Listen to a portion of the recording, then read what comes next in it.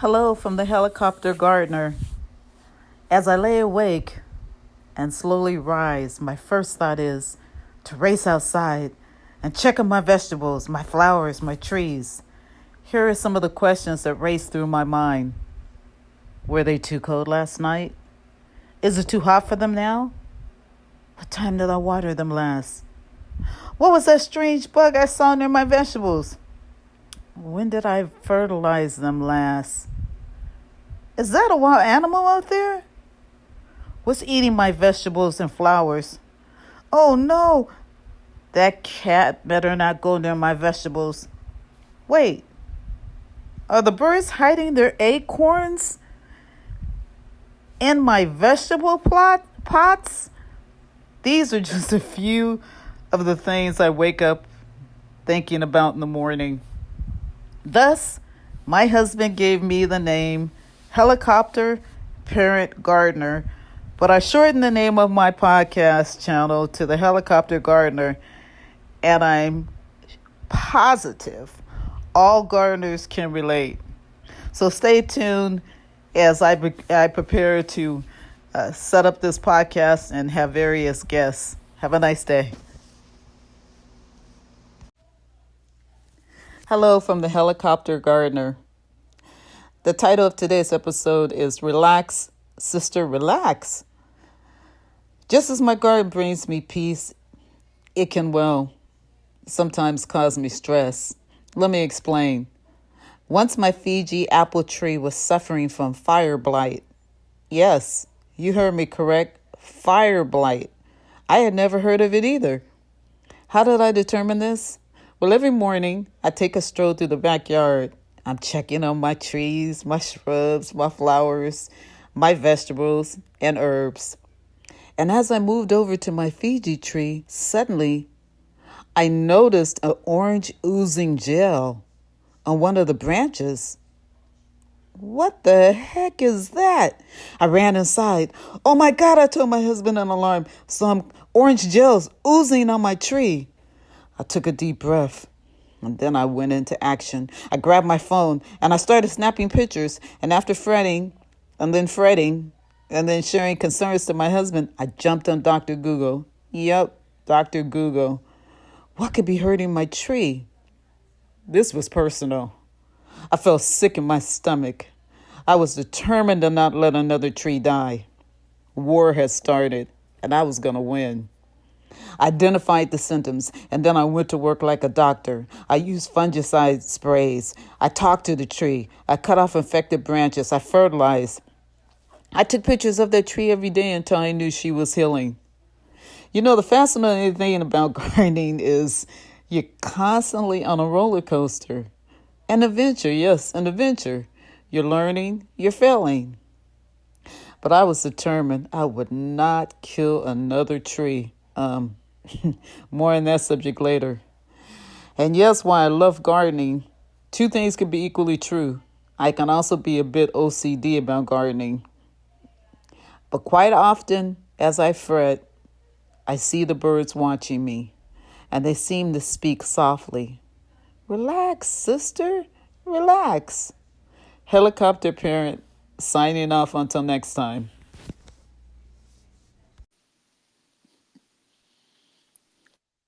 Okay. Okay, well, today I have the pleasure of having Brooke Bennett on my show. How are you, Brooke? I'm good. How are you? I am so glad to get in contact with you. So, listen, fellow gardeners, this is Patricia from the Helicopter Gardening Show, and today I have the pleasure of welcoming Brooke Bennett to my show. She is an incredible gardener. She has an incredible YouTube channel called The Vintage Gardener. Welcome, Brooke. Thank you for having me, Pat. Now, her garden is extensive. Can you tell the audience a little bit about yourself and how you got into gardening? Okay, so my actual paying job at this point is as an attorney, and I've been practicing for 19 years. But I didn't get into gardening until I was probably 20. My mom was a gardener, but she banned me from the garden because I was like killing everything. Because my mom, we had different personalities, and like I'm more of a technical type gardener, and so she knew I was struggling, but she didn't wasn't really able to identify why I was struggling and how to kind of explain it to me. So at a certain point in time, she just, gave up. But I have to say, like it was a long time before she gave up on me. I killed some trees and some lawn, and it was, I think the lawn was what was like the final straw. But when I was 20, home for Christmas break, from college, I was up at 1 o'clock in the morning watching the syndicated episodes of Martha Stewart, and she was doing an episode on like soil, like what your soil's the consistency of your soil. And at that point, I was like, oh, I didn't realize there was like a science behind this. I guess for me, I always looked at soils like, you put a cut flower in a vase of water, you just put plants in the ground. I never really thought about the fact that the soil was actually supposed to do something. And There's so so much behind it. Yes. it is. And so I started watching her show quite religiously because, in addition to gardening, it was like cooking, which I love to cook and I love to bake. And so I started experimenting a little bit in my mom's garden, but I graduated from college, then I went to law school, and so I didn't really start doing gardening until after I got out of law school, and then especially once I got my first house, in like 2016, then I started planting stuff, and um, it was um, it was a good experience. I did struggle a little bit, and one of the reasons I struggled was because when I was looking for information, there are a lot of the gardening information online and even on YouTube channels, which was starting to become a big thing at the time, really didn't apply to New Jersey. New Jersey has some very specific kind of tricky growing Mm-hmm. conditions, and it was like I was taking parts and pieces from other places and trying it in my garden. Sometimes it worked, sometimes it didn't. And I got to the point where I was like, you know what? I just need to scrap it all and start from the get-go and basically go and make it more scientific observation. Like, what are the conditions? What are the factors? If something's not working, did I notice that, did I notice anything? How, like, if one plant here was doing okay, the exact same plant here was doing not okay, like what were the differences between the two? And so I started approaching it that way. And that was one of many reasons I started my channel, was because there just really wasn't a lot of New Jersey resources. But Mm-hmm. even though my channel is specifically geared to gardening in New Jersey, I provide a lot of science and explanation as to how things work, because even if you live in New Jersey and even if you live near me, your gardening conditions are not going to be the same as mine. You're going to have different pest issues, different fungal issues. Exactly. You might even have a microclimate. So I concentrate on teaching the science behind why things work the way they do, so that way if you run into a problem in your own garden, you can process of elimination, figure out what's going on. Because I've mentioned so many times on my channel and on my podcast, the only way to be a successful garden is to learn how to successfully grow in your particular garden. Specifically, be intentional. Yes. Okay. Okay. Now, your channel is educational. It's upbeat. Your flowers are glorious. How did you come up with the name of Wyfeld Manor?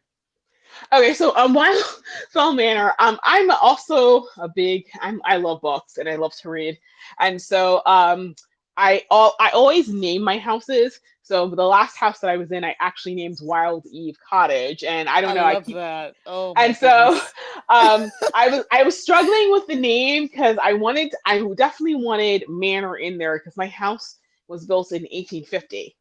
And Okay. so, excuse me, 1840. And so I wanted the manor name in there, but I was like, what manor?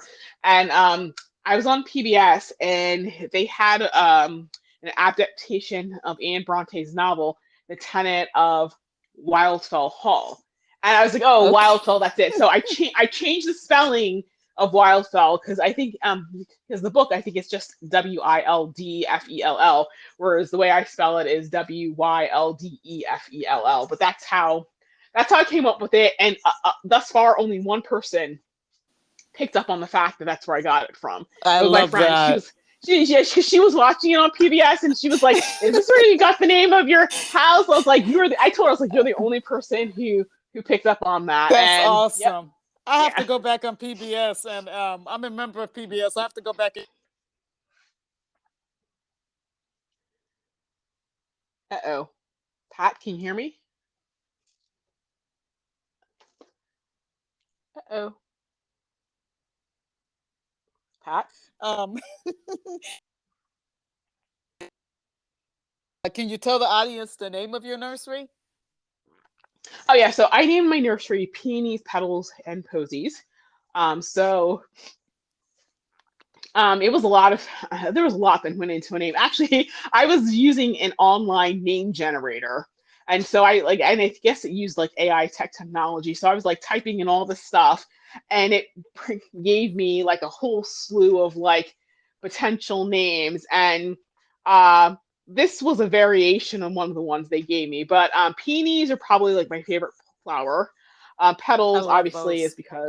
is because petals, because obviously you're going to get a lot of petals. And posies are, and I chose a different alternate spelling for posies, but a posy is the same thing as like a mussy tussy. And back in the Victorian era, men and women who were not related were not allowed to communicate with each other. And so that's the whole language of flowers became really big in England because each flower had a meaning. And so you would communicate with people by the type of flowers that you would put in your posy. And I love so that. when I do a lot of floral arrangements on my channel, um, it have very specific meanings. And I remember correctly, the last one that I did was the commemorative bouquet when Queen Elizabeth died. And so I went out into my garden and I pulled very specific flowers based upon the meaning of like what people said about her, that sort of thing. And that's how I arranged. Oh, That's I how I loved arranged her. the, I the bouquet. absolutely loved her. That is amazing. I knew why I was drawn to your channel. Your channel is so beautiful. Then your spirit is just so uplifting. I love that. Now, your grand opening, is that going to be in April? Can you tell the audience when your grand opening is? Yeah, so the grand opening is April 13th. It's at the Burlington County Agricultural Center, which is 500 Centerton Road in Morristown. And in New Jersey, and let me spell it out for you because in New Jersey, we have two towns with similar names. And unless you're from this area, you're not going to know which. So it's we pronounce it Morristown, but it's Moorstown, New Jersey. So it's the South Jersey one. And so it's agricultural center. So this is their preseason market. So I'll be there on April 13th and the 27th. And then the week of April 20th, I'll be at Indian Acres Tree Farm, which is located in Medford, and they're having like a pre-season. I think it's called Spring Farm Mall. Hmm. So I'll be there, and um, then I have a break for a couple of weeks, and then I'll be in. My regular place will be at the Haddonfield Farmers Market, and that kicks off on the 18th.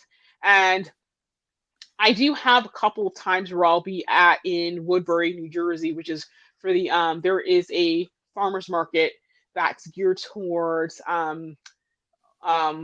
and other minorities. It's featuring like black farmers and that sort of and artisans. And so I'm Wow. doing 2 dates there.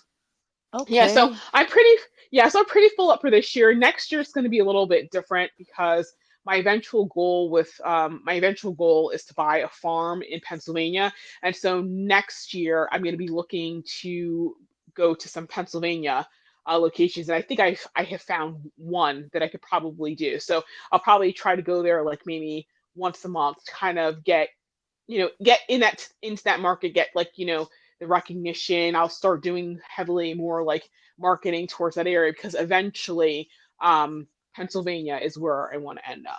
That's awesome. That's awesome. And now you can be found on various different websites. Can you tell the audience where they can locate you at? Okay, so I have a website. for peonies, posies, and petals, and it's like I think it's like peonies, petals, posies, square.com.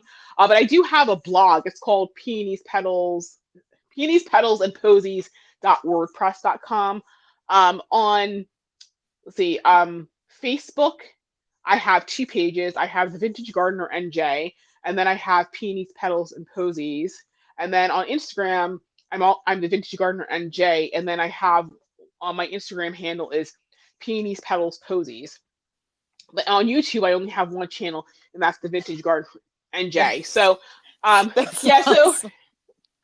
yeah, so I decided to split up because at first, when I was thinking about doing this, I was planning to be, the Vintage Gardener NJ until I realized that I was gonna have to move to Pennsylvania to go or what I needed.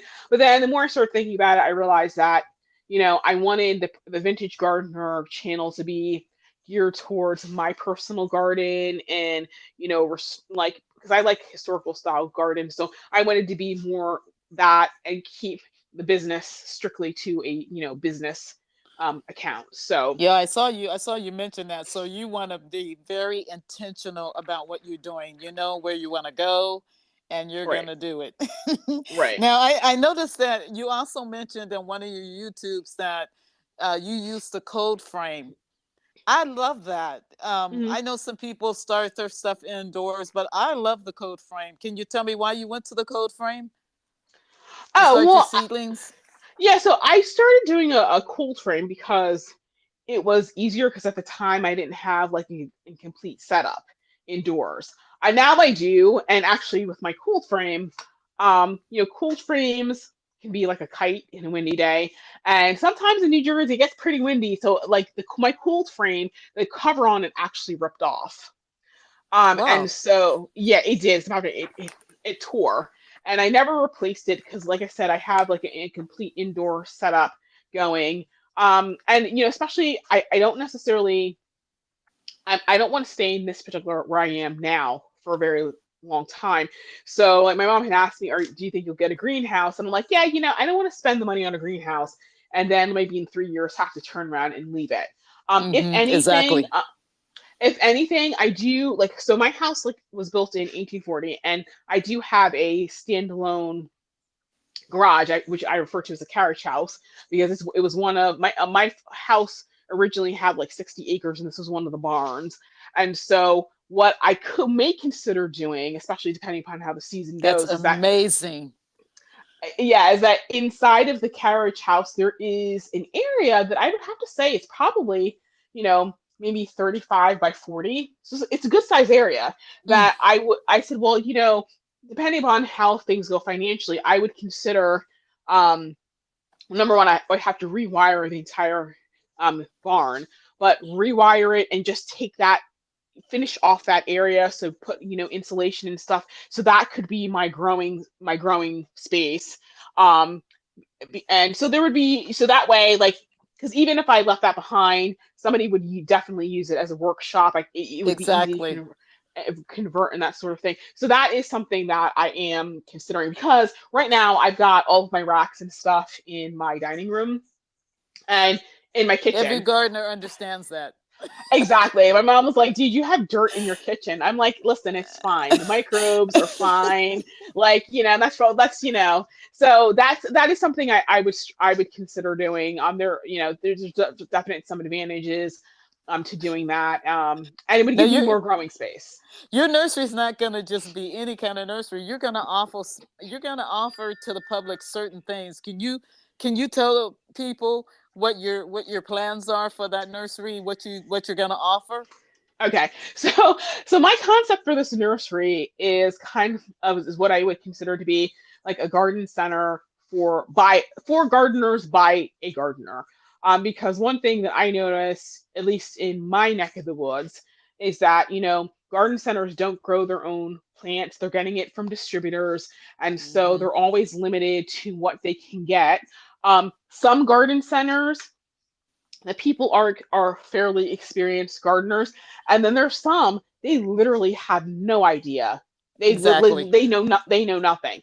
And so, and that has always been very frustrating to me because I'm just like, if you're selling it, you should know. Like if I have a problem and come and tell you about it, you should Exactly. be able to help me troubleshoot. So I definitely want to offer that. So my short-term plan right now is to do plants. But once I actually get a farm, there's going to be a number of things that I'm going to be looking to do in the future. Number one, I want to have a uh, a display garden. And Okay. so with a display garden, I would actually be putting in, and I don't know if I would do it for that season or, for example, what I'm planning to offer the next season, show people how it looks so they can see how things look in situ, as opposed to trying to imagine how something's going to look, but based upon the little potted plant that you're getting. Um, I would also like to be able to do events like, yoga in the garden, or even like having some. I definitely want to do pick your own cut flowers. So I would, like for example, things like peonies. I'd like to be able to, um, peonies, dahlias, like zinnias, that sort of thing, so people can come cut their Wow. own flowers. I also have thought about doing various festivals. So, for example, like when peonies are in bloom, have a peony festival. Like when the bearded irises are blooming, have an iris festival. And my thing is like I have a lot of heirloom chrysanthemums, and I would love to be able to do like I love that. a chrysanthemum Okay. festival. So yeah, things to get people in, show them you know what in terms of plants, what's out there, because what you see in store is really a tiny fraction of the plants that could be had. Exactly. and Exactly. and so a lot of times people are like, even with my garden, like I get people commenting, I didn't even know plants like this existed, where on earth did you find this? And then of Right. course people have been frustrated when I was like, oh, I grew it from seed, because they were ready to order it online. And so and then I also would like to do some like conservation, because sometimes plants are like anything else. They come into fashion, they go out of fashion, and some things Right. can be lost. Like for example, heirloom chrysanthemums. That's one of those things that they went out of fashion. It's really like hardcore garden, like hardcore garden aficionados Mm-hmm. that are keeping it alive. There's literally like there was one place in the US that was doing it. Now there's some flower farms that are now starting to breed them. So there's more available now than there was in the past.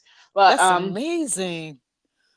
yeah, and the guy who was kind of like the one who'd been the only person, the only name in town for the past few years.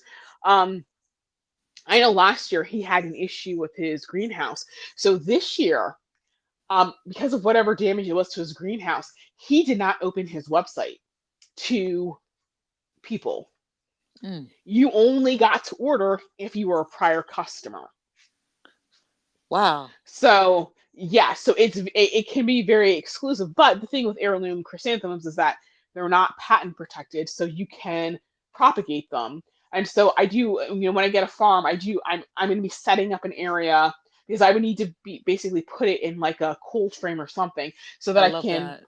I can continue to propagate them and make them available. The heirloom chrysanthemums, they don't look like chrysanthemums. They kind of look more like, most people think that they're dahlias, and they're very surprised when they realize. I was like, oh no, that's not a dahlia, that's a chrysanthemum. They're great. But Right. there's a lot of knowledge that's been lost about them, because sometimes they're not necessarily reliably hardy. So I'm trying to figure out, if I'm going to sell them, how to get them to overwinter. And so I'm experimenting with different winter protections. I actually grew some right outside of my house, like in a foundation flower bed, and pretty much all of those came back. So I think it's the warmth of the house, it's and especially because that side of my house is brick, so I'm sure that whatever sun, light, heat it's absorbing, it's radiating at night, and so all those chrysanthemums survived. So it's just one of That's those things. awesome. Yeah, I'm Are you going to playing with offer it. classes? Excuse me. Are you going to offer classes at your nursery? Eventually I would offer classes. I'm still trying to decide what type of classes I'm gonna offer. I don't know if it's going to be more advanced techniques. Um, I don't know. I'm still playing around Okay. that. Okay. Um, Well, we're gonna definitely have to have you back. We're gonna have to do a follow up uh, part two of the podcast to find out where you are, how the opening of your nursery went. I know on one of your YouTube channels, um, you mentioned in your rose garden you have roses called Coco Loco, yeah, Coco Celestial Loco. Night, and Lagerfield and Blue Girl. Those stood out to me. Are you going to be offering those by any chance on your grand opening?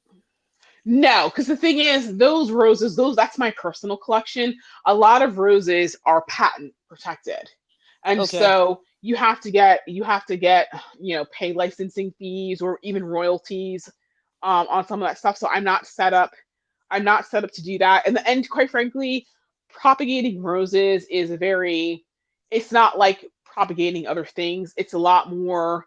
Um, it would be very hard to almost impossible to do for me to do that without an actual greenhouse.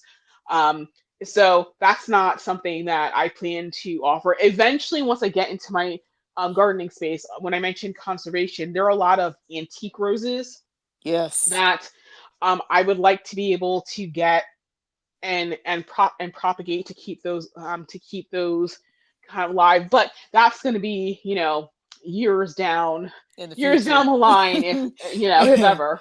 Now, you're not going to offer shipping right away. If people come to the grand opening, they Mhm. will be able to purchase what you have out there. Right.